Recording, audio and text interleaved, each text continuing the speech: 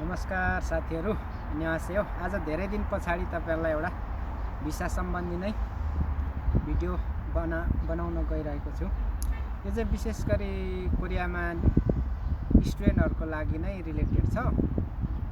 तपाईको यो भन्दा अगाडि चाहिँ डिपेन्डेन्ट भिसामा भएको कुनै पनि भिसामा भएको डिपेन्डेन्टहरुले कोरियामा लिगली काम गर्न पाउँदैन थियो है। त्यही अब रिजनल भिसामा भएको डिपेन्डेन्टहरुले र E74 पनि रिजनल वालाहरुले मात्रै पाउने गरेको थियो। रिसेन्टली यो साउथ कोरियाको इमिग्रेसन ल चेन्ज भएको छ। यही अप्रिलदेखि चेन्ज भएको छ, जसमा चाहिँ तपाईको डिपेन्डेन्ट अब स्टुडेन्टको डिपेन्डेन्टले काम गर्न पाउने भनेर आएको छ। तर त्यसमध्येमा पनि सबै डिपेन्डेन्टहरुले होइन कि, जस्तो तपाईको ब्याचलर पढ्ने स्टुडेन्टहरुको डिपेन्डेन्टले काम गर्न पाउँदैन अझै पनि लिगली कोरियामा है। यो तपाईहरुलाई जानकारी गराउन चाहन्छु। रिसेन्टली अपडेटेड भएको लले चाहिँ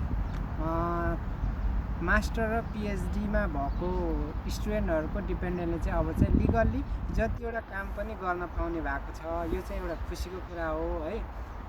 त्यसको लागि पनि तपाईको क्राइटेरियाहरु चाहिँ केही पनि छैन। त्यसको लागि चाहिँ तपाईले भाषा जाने पनि नजाने पनि तपाईको डिपेन्डेन्टले काम गर्न पाउने छ। त्यही भएर अहिले चाहिँ मास्टर र पीएचडी गर्ने स्टुडेन्टहरुको लागि चाहिँ अब चाहिँ डिपेन्डेन्टले फ्रीली काम गर्न पाउनुहुन्छ। तर के छ भने समस्या चाहिँ अलिकति भिसा रेट चाहिँ अझै पनि डिपेन्डेन्टहरुलाई आफ्नो उता कन्ट्रीबाट दिइराखेको छैन राम्ररी।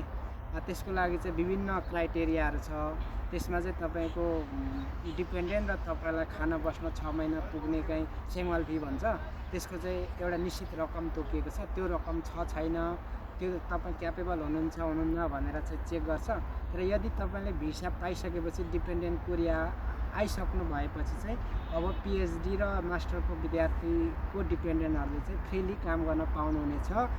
यो जानकारी चाहिँ तपाई सम्पूर्ण विद्यार्थी वर्गहरुमाझ पुर्याउनु होला र मेरो भिडियोहरु हेर्दै गर्नु होला। तपाईलाई यस्तै इमिग्रेसन सम्बन्धी कोरियाको भिडियोहरु जानकारीमूलक म बनाउने कोसिस गरिराखेको छु। तपाईहरुको सब्स्क्राइब र तपाईहरुको लाइक डिसलाइक कमेन्टले चाहिँ मलाई अलिकति प्रेरणा मिल्नेछ। सबैले हेर्दिनु होला। नमस्ते, बाइ बाइ, सेवारो।